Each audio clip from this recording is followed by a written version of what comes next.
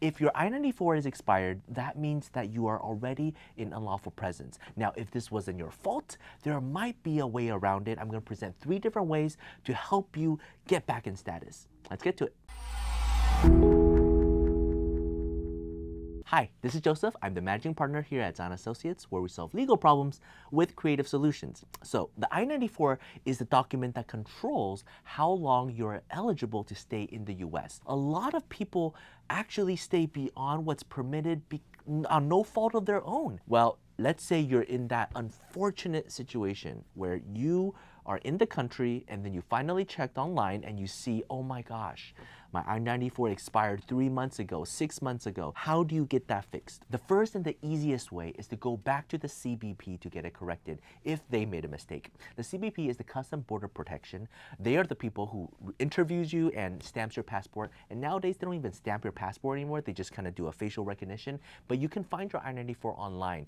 Whatever is online, that's the one that controls. If there's a discrepancy between what's online and what's in your passport, the online one controls. Just FYI, if they made a mistake, they stamped the wrong dates, the online system is incorrect for whatever reason, if you go back to CBP, then you can talk to them and they can correct it internally. And if they do that, then you're safe.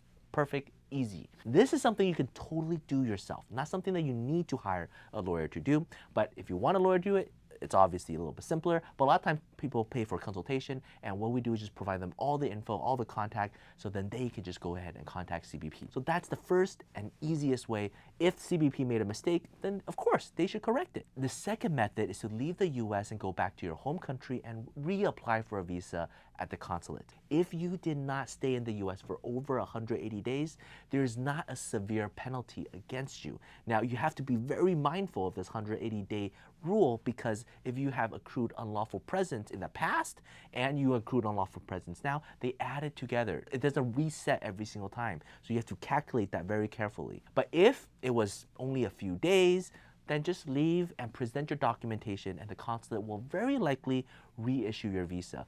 Truly prove to them that it wasn't your fault. So that is the second method. The third method, and this is the last option, is really maybe you've already stayed for 2 years or 3 years and you didn't know. This happens a lot, more than you would expect. They just didn't know. They entered, it was the wrong stamp, the I-94 is incorrect, it's been too long, CBP is not willing to correct it. If they fly back home, there's a high chance the consulate is going to deny them and they have a 10-year bar.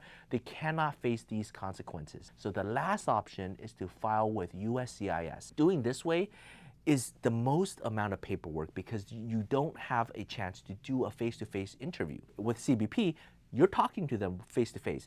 If not you, you're hiring a lawyer, then the lawyer is talking to CBP officer face-to-face, presenting documents. If you're going back to your home country, it's the consular officer interviewing face-to-face. Anytime there's a face-to-face interaction, less paperwork is required. With USCIS, on the other hand, you have to present all these documents to prove it's not your fault in order for them to reinstate your status and forgive your wrongdoing, forgive this innocent mistake that you committed or that was committed upon you. It sounds miserable, but if you can present everything, there is that chance that the case can be saved. In my next video, we're going to talk about motion to reopen, motion to reconsider, reinstatement, all of the different ways to get your status reinstated. So that's how you do it. 1, 2, and 3. What's the best option for you? Obviously, it depends on your personal circumstance. Wish you the best. If you have any questions, feel free to reach out. We'd love to talk to you. I know all of this is really confusing, so we created an infographic that you can download, print, and review on your own free time. It's going to be in the link below. Feel free to check it out. And this is the bonus. If you, during the consultation, you mentioned, hey, I saw your video on YouTube, that's going to be code for us to say, okay, we're going to give you samples, right? So normally when lawyers contact us and pay for consultation, we give them samples. But even if you're not a lawyer, but you watch this video, this is a little bonus for you. And that's it for this video. If you liked it, please smash that like button, subscribe, and we'd love to talk to you soon. Take care.